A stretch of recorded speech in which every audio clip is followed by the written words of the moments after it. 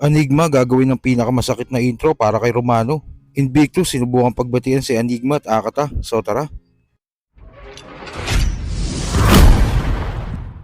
Isa nga sa mamimiss natin sa nag-iisang Romano ay yung intro ni Enigma sa kanya pag meron siyang battle na kailanman hindi na natin muling maririnig. Sa kaliwa naman, mula kabanatuan pa para sa inyo, magingay para kay Romano. Kabanatuan para sa inyo, magingay para kay Romano. Para sa inyo, magingay para kay Romano. Sa isang post nga ng kaibigan ni Romano, dito ay may request siya sa nag-iisang Enigma.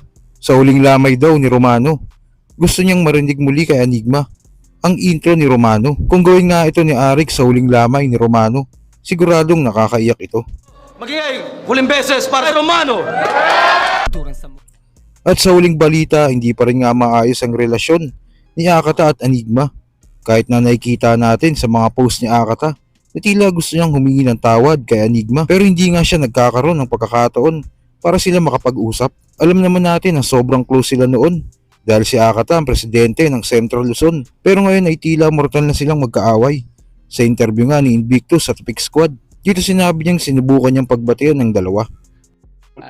Pero sobrang close nila ni Sir Arik dati Sa totoo lang si Nico sa kasi si Sir Arik. Kaya siguro mas naging malala yung away nila. Na kung tutusin marami naman tumitira kay Sir Arik Pero hindi lang siguro kasing lala nung kay Nico. Tapos yung kay Nico naman, isa sa dahilan, dahil magkaibigan talaga sila. Putya siya ngayon presidente ng Central Luzon Oo.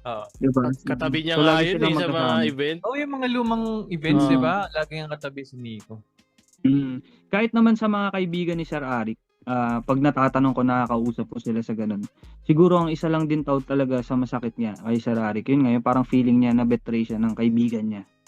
Na hindi niya akalaing gagawa sa kanya nun. Yung ganun.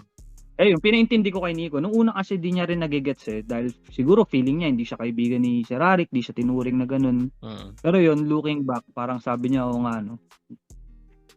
yun. Pero tingin ko Gets naman, naman sabi ko nga, possession of time lang yan Yeah. Darating at Sana darating nga, ang panahon na Oo. makakapag-usap sila.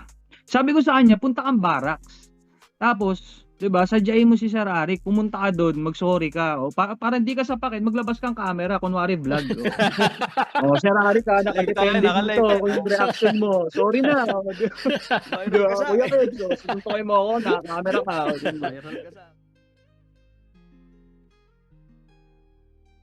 At sa huling balita, mangyayari nga sa March 11 ang charity event para kay Romano. Maraming mga artists ang pupunta. Ang malilikom daw sa event na yon ay mapupunta sa maiiwang pamilya ni Romano. Kaya sana isuportahan natin ang event na ito para kay Romano at para sa pamilya niya. At sa March 5, Miyerkules daw, ang libing ng mahal nating si Romano.